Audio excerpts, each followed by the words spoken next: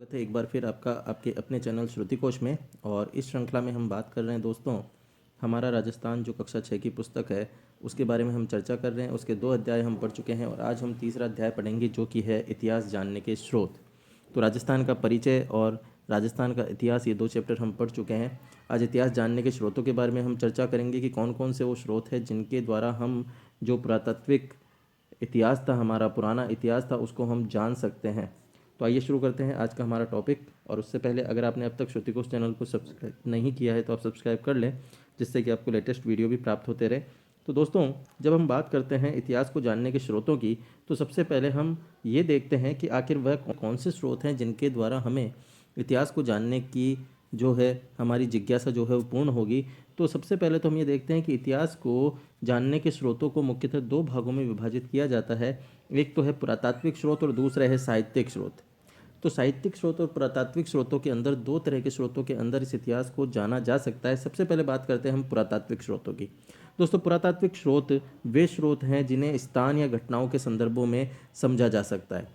तो स्थान या घटनाओं के संदर्भों को समझने में जो सहयोग करते हैं वही पुरातात्विक स्रोत होते हैं। और ये कौन कौन से होते हैं, अगर इनके प्रकारों की बात की जाए तो ये अभिलेख होते हैं, मुद्राएं होती है, स्मारक हैं, कलाकृतियां हैं, उत्खनन से प्राप्त सामग्रियां हैं। ये सभी जो है वो पुरातात्विक स्रोतों के अंदर काम में आते हैं। प्रश्न यहाँ पर क्या बन रहा है दोस्तों? प्रश्न ये बनता है यहाँ पर कि निम्न में से पुरातात्विक सामग्री नहीं है या पुरातात्विक स्रोत नहीं है, तो आपको 3 कोई इनमें से दे दिए जाएंगे और एक अलग दे दिया जाएगा, तो फिर उसमें से आपको देखना होगा। तो साथ के साथ मैं आपको प्रश्न भी बताते जा रहा हूँ कि कौन कौन से प्रश्न यहाँ पे बन सकते हैं। ठीक है, तो सबसे पहले अब हम बात करते हैं अभिलेख की कि आखिर ये अभिलेख क्या होते हैं। तो दोस्तों, जब हम अभिलेखों की बात करते हैं तो अभिलेख के अंदर कई चीज़ें शामिल होती है। जैसे कि अभिलेख में शिलालेख भी है, पाषाण शिलाओं के ऊपर जो चीज़ें लिखी जाती है वो भी अभिलेख में आती है। स्तंभों पर, भवनों में, गुफाओं की दीवारों पर, मूर्ति प्रतिमाओं पर, स्तूपों पर, मठों पर, तालाबों में या खेतों में खड़ी शिलाओं के ऊपर, ताम्रपत्रों पे उत्कीर्ण, ये जितनी भी चीज़ें हैं जिन पर कोई ना कोई विषय वस्तु लिखी हुई होती है वह सभी क्या कहलाते हैं? वह अभिलेख कहलाते हैं। अगर बात करें, देखिए एक ये अभिलेख दिया हुआ है यहाँ पर, इस अभिलेख को आप देखेंगे तो ये क्या है? ये शिला यानी पत्थर के ऊपर लिखा गया है, इसलिए इसको क्या कहते हैं? शिला पत्थर को कहते हैं ना, इसलिए इसको कहते हैं शिलालेख। तो शिलालेख पत्थर की पट्टिकाओं के ऊपर लिखी गई चीज़ों को शिलालेख कहा जाता है। वैसे ही पत्थर के बड़े बड़े खंडों के ऊपर लिखा जाता है तो उसे फिर पाषाण शिलाएं कहा जाता है। तो ये सब क्या कहलाते हैं? ये सब अभिलेख कहलाते हैं। आखिर इन अभिलेखों की उपयोगिता क्या है? देखिए दोस्तों, अभिलेखों की उपयोगिता इसलिए है क्योंकि पहली चीज़ तो अभिलेख किस में लिखे जाते हैं? गद्य व पद्य दोनों ही शैलियों में लिखे जाते हैं। और इन अभिलेखों में होता क्या है? इन अभिलेखों के अंदर किसी शासक के बारे में वर्णन होता है, उनके आश्रितों के बारे में वर्णन होता है कि कौन कौन उनके आश्रित है, जैसे रानियां हैं, राजकुमार हैं, उनके सामंत हैं, तो उन सब के नाम लिखे हुए होते हैं। पूरा घटनाक्रम लिखा हुआ होता है, घटनाओं के जो सन वगैरह हैं, तिथियां वगैरह हैं, वो इन पर लिखी हुई होती है। उनके शासन में क्या क्या कार्य किए गए हैं वो इनके ऊपर लिखाए जाते हैं। जो राजा आज्ञा देता है उन आज्ञाओं का उल्लेख इस पे मिलता है। यानी तत्कालीन समय से जुड़ी हुई जो सामाजिक, राजनीतिक, धार्मिक, सांस्कृतिक जीवन की संपूर्ण जानकारी है वो इन अभिलेखों के माध्यम से दी जाती है। कई अभिलेख ऐसे भी होते हैं जिनके ऊपर राजा की प्रशंसा की जाती है, तो ऐसे अभिलेखों को प्रशस्ति कहा जाता है। जो प्रशंसा के अभिलेख होते हैं उन्हें क्या कहा जाता है? प्रशस्ति कहा जाता है। तो ये है अभिलेख और इनकी उपयोगिता। अब बात करते हैं हम कि आखिर वे कौन से प्रमुख अभिलेख हैं जिनसे जानकारी मिलती है इतिहास की। तो दोस्तों, ऐसे प्रमुख अभिलेखों के अंदर देखिए, एक तो है नगरी अभिलेख, एक है कस्बा अभिलेख, एक है घटियाला अभिलेख, एक है किराड़ू अभिलेख, नांदसा अभिलेख, बरनाला अभिलेख, इसी तरह से सामोली अभिलेख। ऐसे कई अभिलेख हैं जो कि राजस्थान की धार्मिक व्यवस्था को, उनके यज्ञों के प्रकारों को, भूमि को, द्रव्यदान, राजनीतिक सीमा, इन सब के बारे में जानकारी प्रदान करते हैं। अब एक चीज़ यहाँ देखें कि ये अभिलेख जो दिए गए हैं ये कहाँ कहाँ अवस्थित हैं। तो दोस्तों, अगर इनके हम बात करें कि ये कहाँ कहाँ हैं, तो सबसे पहले हम बात करें नगरीय अभिलेख की। तो नगरीय अभिलेख कहाँ पर? नगरीय अभिलेख है दोस्तों चित्तौड़गढ़ में। चित्तौड़गढ़ के अंदर नगरीय अभिलेख जो है वो स्थित है। वहीं पर कस्बा अभिलेख की बात की जाए तो ये है कोटा के अंदर। कोटा के अंदर कस्बा अभिलेख है। बात की जाए अगर घटियाल अभिलेख की, या घटियाला अभिलेख की, तो घटियाला अभिलेख कहाँ है दोस्तों? घटियाला अभिलेख जो है वो मिलता है जोधपुर के अंदर। जोधपुर के अंदर आपका घटियाला अभिलेख है। वहीं पर किराड़ू अभिलेख की बात की जाए तो किराड़ू अभिलेख है दोस्तों बाड़मेर। किराड़ू बाड़मेर के अंदर, किराड़ू अभिलेख है बाड़मेर के अंदर। और नांदसा अभिलेख जो है वो है भीलवाड़ा के अंदर। भीलवाड़ा, भीलवाड़ा के अंदर नांदसा अभिलेख है। और वहीं पर बरनाला की बात की जाए तो बरनाला है दोस्तों जयपुर में। बरनाला अभिलेख मिलता है जयपुर के अंदर। और एक दिया है यहाँ पर सामोली अभिलेख। तो सामोली अभिलेख कहाँ है? सामोली अभिलेख है दोस्तों उदयपुर का, भौमठ उदयपुर, उदयपुर का सामोली अभिलेख है। तो इस प्रकार हमने देखा कि नगरीय अभिलेख कहाँ का है? नगरीय अभिलेख चित्तौड़गढ़ का। कस्बा अभिलेख है कहाँ का? कस्बा अभिलेख है कोटा का। घटियाल अभिलेख है जोधपुर का। किराड़ू अभिलेख बाड़मेर का। नांदसा अभिलेख है भीलवाड़ा। बरनाला अभिलेख है जयपुर। और जो सामोली अभिलेख मिला है वो है उदयपुर में। तो ये सभी जो हैं ये सभी जानकारी प्रदान करते हैं हमें उस तत्कालीन जहाँ पर ये हमें मिले हैं, चाहे वो चित्तौड़ मिला हो, चाहे वो हमें बाड़मेर में मिला हो, वहाँ की जानकारी प्रदान करते हैं, वहाँ की धार्मिक व्यवस्था को बताते हैं, वहाँ की भूमि किस प्रकार की है, वहाँ की राजनीतिक सीमाएं क्या हैं, इन सभी की जानकारी जो है हमें इनसे मिलती है। अगर देखें हम कि घटियाल अभिलेख, तो घटियाल अभिलेख में क्या है? देखिए घटियाल अभिलेख जिसकी हमने बात की थी अभी, घटियाल अभिलेख जो हमें मिला कहाँ पर? जोधपुर के अंदर। तो जोधपुर का जो ये घटियाल अभिलेख है ये बात करता है प्रतिहारों की जानकारी हमें प्रदान करता है। प्रतिहार राजा कैसे थे उनके बारे में जानकारी प्रदान करता है, उनका इतिहास बताता है। वहीं पर बिजोलिया शिलालेख जो है, बिजोलिया शिलालेख कहाँ का है? बिजोलिया शिलालेख है भीलवाड़ा। चौहान वंशीय राजाओं का इतिहास जो है वो हमें बताता है कौन? वो बताता है बिजोलिया शिलालेख, जो कि कहाँ का है? भीलवाड़ा का है। भीलवाड़ा का ये बिजोलिया शिलालेख है। वहीं पर जब हम बात करते हैं चीरवा शिलालेख की, तो चीरवा शिलालेख के अंदर रावल समर सिंह के युग की जानकारी मिलती है। और चीरवा शिलालेख कहाँ का है? चीरवा शिलालेख है उदयपुर, उदयपुर का चीरवा शिलालेख है। तो ये प्रश्न कई बार पूछा हुआ है चीरवा शिलालेख का, घटियाला अभिलेख का। तो यहाँ से दोस्तों प्रश्न बनने के 100% चांस हैं। और कई बार प्रश्न पूछा भी जाता है, प्रश्न पूछ लिया जाता है कि नगरीय अभिलेख कहाँ का है, कस्बा अभिलेख कहाँ का है, घटियाला अभिलेख कहाँ का है, किराड़ू अभिलेख कहाँ का है। ये सीधे सीधे प्रश्न पूछ लिए जाते हैं। नानसा अभिलेख है तो आपको तुरंत उसका जवाब देना होगा कि नानसा अभिलेख भीलवाड़ा। जो बरनाला अभिलेख है वो जयपुर से मिला है। सामोली अभिलेख जो है वो मिला है उदयपुर से। ऐसे ही किराड़ू अभिलेख बाड़मेर से मिला है। घटियाला अभिलेख जोधपुर से मिला है। कस्बा अभिलेख कोटा से मिला है। नगरी अभिलेख जो है वो चित्तौड़गढ़ से मिला है। वहीं पे चीरवा जो शिलालेख है वो चीरवा शिलालेख उदयपुर से मिला है। तो ऐसे जो प्रश्न हैं वो सीधे सीधे हमें पूछ लिए जाते हैं। ठीक है, नेक्स्ट हम बात करते हैं दोस्तों कि इतिहास को जानने के और कौन से स्रोत हैं। तो इतिहास को जानने का एक स्रोत है दोस्तों स्मारक। स्मारक भी इतिहास को जानने का स्रोत है। कई जो स्मारक है, इन स्मारकों में सबसे प्रसिद्ध तो क्या है? दुर्ग स्मारक।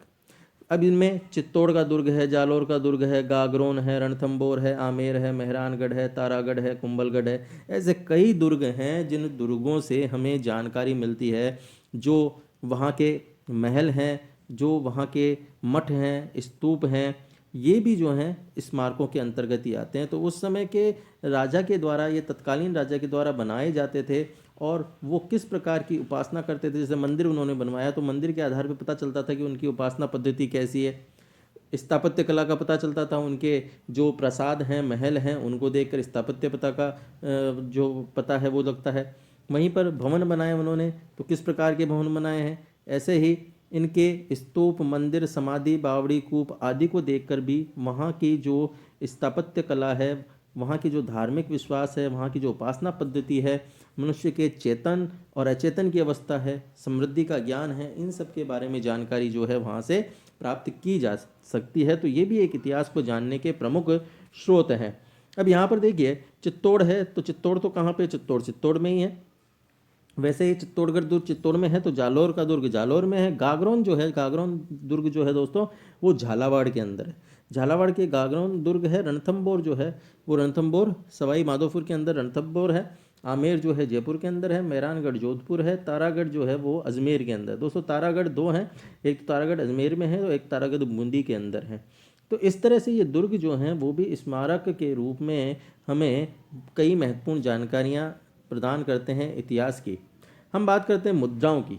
देखिए दोस्तों, जहाँ पर राजा है तो राजा अपने आधार पर मुद्राएं चलाता है, सिक्के चलाता है, कई छापे हैं, प्रतीक हैं, जो हर काल में विशेष प्रकार की राजनीतिक धार्मिक अवस्थाओं का हमें पता बताता है।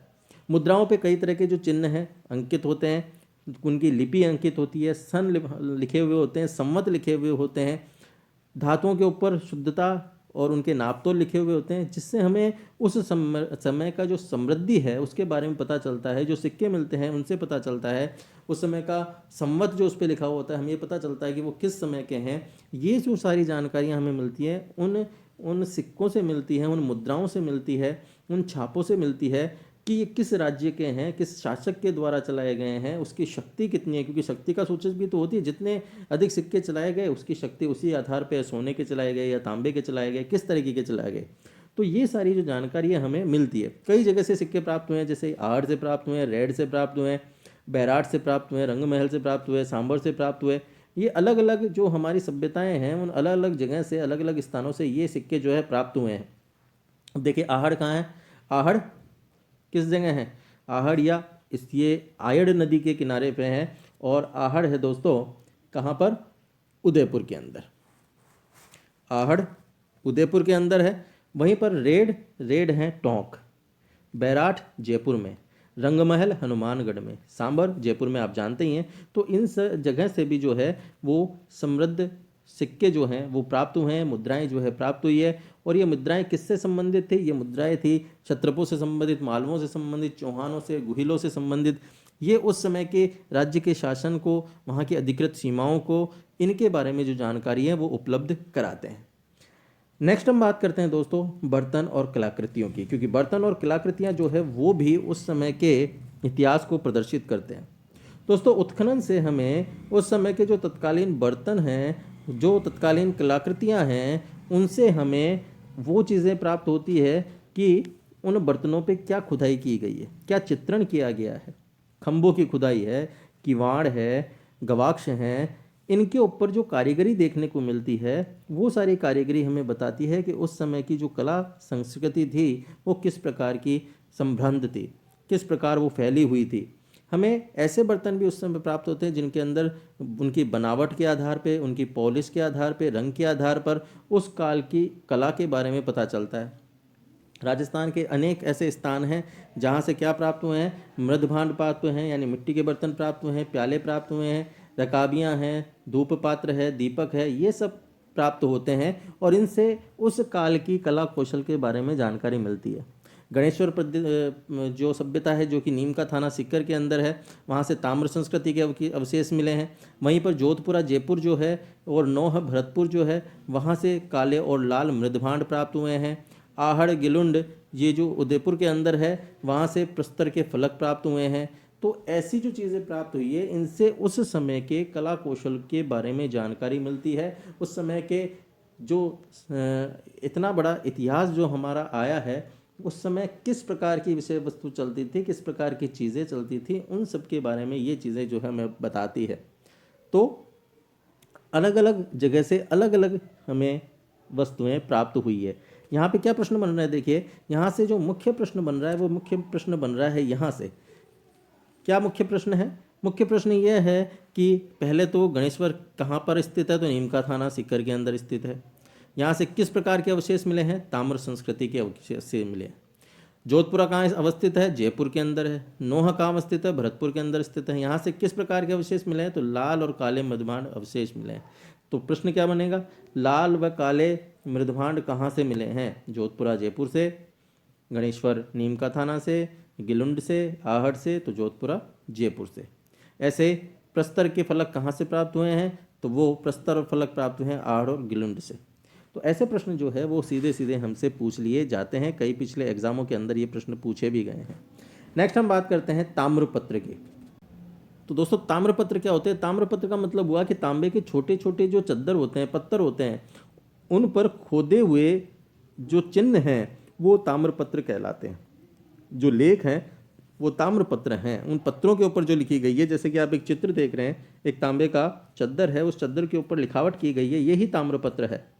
तो ये ताम्रपत्र दान पुण्य से संबंधित हो सकते हैं, दान पात्र भी इनको कहा जाता है, दान पत्र के रूप में भी ये जाने जाते हैं। इसमें क्या मिलते हैं? इसमें उस समय के शासक की काल की भाषा के बारे में, उसके पर्व धर्म भूमि के बारे में, भूमि के प्रकारों के बारे में आदि कुछ भी चीज़ें जो हैं वो यहाँ पर लिखी जाती थी, और उन चीज़ों को जो है पढ़कर ये पता लगाया जा सकता है कि ये किस राजा के समय के हैं, वो राजा कितना दानी था, किस प्रकार के धर्म पर्व जो है वो मनाता था, वो सारी चीज़ जो है यहाँ से मिल सकती है। तो ये ताम्रपत्र कहलाते हैं। अब बात करते हैं हम साहित्यिक स्रोतों की। देखिए, जिस प्रकार पुरातात्विक स्रोत होते हैं उसी प्रकार साहित्यिक स्रोतों से भी हमें जानकारी प्राप्त होती है। इसका इतिहास को जानने के जो महत्वपूर्ण स्रोत हैं उनमें साहित्यिक स्रोत भी महत्वपूर्ण माने जाते हैं। जो लिखे गए हैं, जो उस समय के ग्रंथ लिखे गए हैं, उन ग्रंथों से हमें ये जानकारी मिलती है कि उस समय का इतिहास क्या है। जैसे कि वेद हैं, पुराण हैं, रामायण है, महाभारत है। जब हम इनको पढ़ते हैं तो क्या मिलते हैं हमें? वेदों के अंदर, चारों वेदों के अंदर अलग अलग चीज़ें लिखी हुई है। उस समय के देवता किस प्रकार के थे, उस समय किस प्रकार का राज शासन चलता था, क्या व्यवस्थाएं थी, वो सब मिलता है। जहाँ हम बात करते हैं रामायण की, तो रामायण के अंदर जैसे हम बात करते हैं तो किस प्रकार राम लक्ष्मण भरत शत्रुघ्न इनके द्वारा कैसा एक अपने सत्य वचन को निभाने के लिए, अपने वचनों के निभाने के लिए किस प्रकार कार्य किया गया। महाभारत का युद्ध आप हम जानते हैं। ऐसे ही बौद्ध और जैन ग्रंथ, इन सभी से हमें प्राचीन इतिहास को जानने की जो है इच्छा जो हमारी है, उस जिज्ञासा को ये शांत करते हैं। अब कई जो हैं ग्रंथ हमें मिले, जैसे कि जयानक के द्वारा पृथ्वीराज विजय, इसमें चौहानों की उपलब्धियों का वर्णन मिलता है। वहीं पर नयनचंद सूरी के द्वारा हमीर महाकाव्य लिखा गया, जिसमें चौहानों के इतिहास के साथ साथ अलाउद्दीन का जो रणथंभौर पर आक्रमण किया गया और उसे जीता गया, उसकी जानकारी भी मिलती है। तो ऐसे समय की सामाजिक धार्मिक जो जानकारी है वो हमें इन साहित्यिक स्रोतों से प्राप्त होती है। साहित्यिक स्रोतों के अंदर जैसे पृथ्वीराज रासो है, अचलदास खींचरी वचनिका है, पद्मनाम के द्वारा लिखी हुई कानड़देव प्रबंध है, बीकानेर के दलपत सिंह द्वारा लिखी गई दलपत विलास है, खीड़िया जग्गा के द्वारा वचनिका लिखी गई है। ये ऐसे कई साहित्य हैं जिनके द्वारा हम उस समय के इतिहास की जानकारी प्राप्त कर सकते हैं। और यहाँ से सीधा सीधा प्रश्न पूछा जाता है दोस्तों। सीधा सीधा प्रश्न क्या पूछा जाता है? प्रश्न सीधा यही उठा के पूछ लिया जाता है कि कौन सी रचना किसके द्वारा लिखी गई है। जैसे कि पृथ्वीराज विजय किसके द्वारा लिखी गई है, तो जयानक के द्वारा लिखी गई है। पूछ लिया जाता है हमीर महाकाव्य कृति किसकी है, तो नयनचंद सूरी की है। पूछ लिया जाता है पृथ्वीराज रासो किसकी है, तो पृथ्वीराज रासो है चंद्रबरदाई की। अचलदास खींचरी वचना किसकी है, अचलदास खींची की वचना किसने लिखी थी, अचलदास खींचरी वचनिका ये लिखी थी शिवदास गांडर ने। वहीं पर बात की जाए पद्मनाभ के द्वारा कौन सी लिखी गई, तो कानड़देव प्रबंध, जालोर के कानड़देव चौहान के नाम आपने सुना होगा, उसके बारे में जो रचना लिखी गई है। वहीं पर दलपत सिंह ने कौन सी रचना लिखी, तो दलपत विलास लिखी। खीड़िया जग्गा के द्वारा वचनिका लिखी गई। ये प्रश्न बार बार एग्जाम में पूछे जाते हैं, और ऐसे कैसे पूछे जाते हैं कि निम्न रचना किसके द्वारा लिखी गई है। तो ऐसे कैसे प्रश्न दोस्तों यहाँ पर पूछे जाते हैं। बात करते हैं ख्यात की। जिस प्रकार राजस्थानी साहित्य है उसी प्रकार ख्यात भी है। तो उन ख्यातों के अंदर ख्यात क्या है? ख्यात है उस समय के जो राजा महाराजा थे उनके बारे में लिखे गए जो भी नाट्य हैं वो ख्यात कहलाते हैं।